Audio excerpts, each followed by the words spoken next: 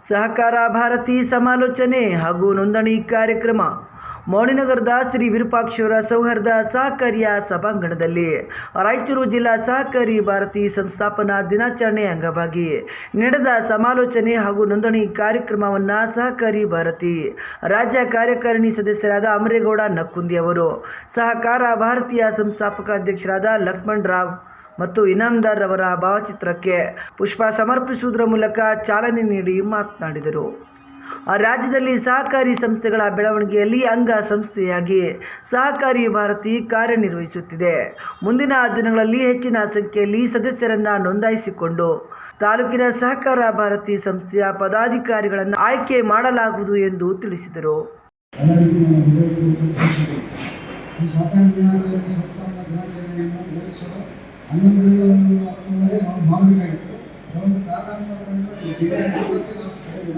ಆದ್ದರಿಂದ ಬ್ಯಾಂಗ್ಳೂರು ಆದೇಶದ ಪ್ರಕಾರ 20ನೇ ತಾರೀಕಿಗೆ ಕಾರ್ಯಕ್ರಮ ಆಚರಣೆ ಮಾಡಿದ್ವಿ. ಜಿಲ್ಲಾಧ್ಯಕ್ಷರು ಹೊಸದಾಗಿ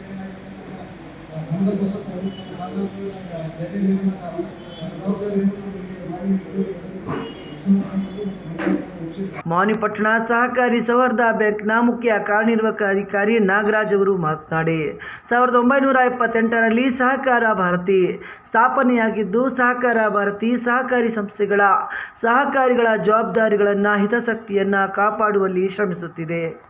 ಸಂಸ್ಕಾರ ಮತ್ತು ಸಹಕಾರ ಇಲ್ಲದೆ ಉದ್ಧಾರ ಸಾಧ್ಯವಿಲ್ಲ ಎನ್ನುವುದು ಸಹಕಾರ ಭಾರತೀಯ ಮೂಲ ಆಶಯವಾಗಿದೆ ಎಂದು ತಿಳಿಸಿದರು. ಶಂಕರಾನಂದವರೇ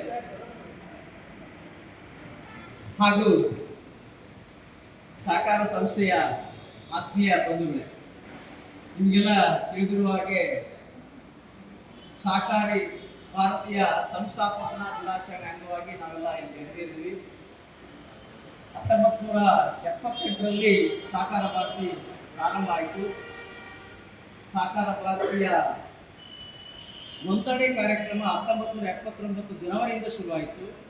ಈಗ ನಾವು ಇಲ್ಲಿ ಕಳೆದಿರುವಂಥ ಸಹಕಾರ ಭಾರತಿ ಯಾವುದೇ ಒಂದು ಕಾರ್ಯಕ್ರಮ ಅಲ್ಲ, ಇದು ಸಮಾಲೋಚನಾ. ಈ ಕಾರ್ಯಕ್ರಮದಲ್ಲಿ RKDCC ಬ್ಯಾಂಕಿನ ನಿರ್ದೇಶಕರಾದ ಮಲ್ಲನಗೌಡ ನಕ್ಕುಂದಿ, ಕಲಬುರಗಿ ವಿಭಾಗೀಯ ಸಂಘಟನಾ ಕಾರ್ಯದರ್ಶಿ ರಾಜ್ಕುಮಾರ್, ಜಿಲ್ಲಾ ಪ್ರಧಾನ ಕಾರ್ಯದರ್ಶಿ ಬಸವರಾಜ್ ಬಿ, ಜಿಲ್ಲಾ ಮಹಿಳಾ ಪ್ರಮುಖರಾದ ನಾಗರತ್ನ ಬಿ ಪಾಟೀಲ್, ತಾಲೂಕಿನ ವಿವಿಧ ಸಹಕಾರಿ ಸಂಸ್ಥೆಯ ಅಧ್ಯಕ್ಷರಾದ R ಬಸವರಾಜ್, ರವಿಕುಮಾರ್ ಪಾಟೀಲ್ ವಕೀಲರು, ಮುತ್ತಣ್ಣ, H ಮೌನೇಶ್ ಗೌಡ, ವಿವಿಧ ಸಹಕಾರಿ ಸಂಸ್ಥೆಗಳ ಕಾರ್ಯನಿರ್ವಾಹಕ ಅಧಿಕಾರಿಗಳಾದ ಶಂಕರ್ ಆನಂದ್, ಅಜಯ್ ಕುಮಾರ್, ದೇವರಾಜ್ ಪೋತ್ನಾಳ್ ಸೇರಿದಂತೆ ತಾಲೂಕಿನ ವಿವಿಧ ಸಹಕಾರಿ ಸಂಸ್ಥೆಗಳ ಪದಾಧಿಕಾರಿಗಳು, ಸಿಬ್ಬಂದಿಗಳು ಭಾಗವಹಿಸಿದ್ದರು.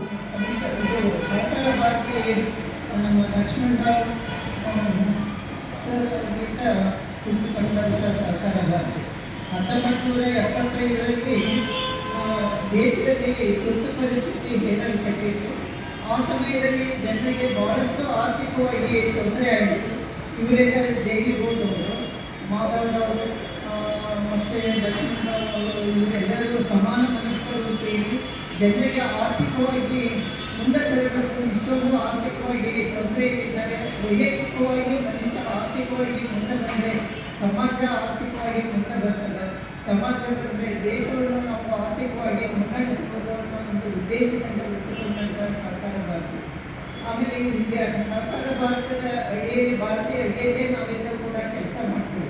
ಸಹಕಾರಿ ಸಂಸ್ಥೆಗಳ ಪದಾಧಿಕಾರಿಗಳಾಗಿರ್ಬೋದು, ಅಧಿಕಾರಿಗಳಾಗಿರ್ಬೋದು, ಸಿಬ್ಬಂದಿ ಆಗಿರ್ಬೋದು, ಸದಸ್ಯರಾಗಿರ್ಬೋದು, ಎಲ್ಲರೂ ಕೂಡ ಸಹಕಾರ ಭಾರತೀಯ ಅಡಿಯಲ್ಲಿದೆ. ನಾವು ಏನೇ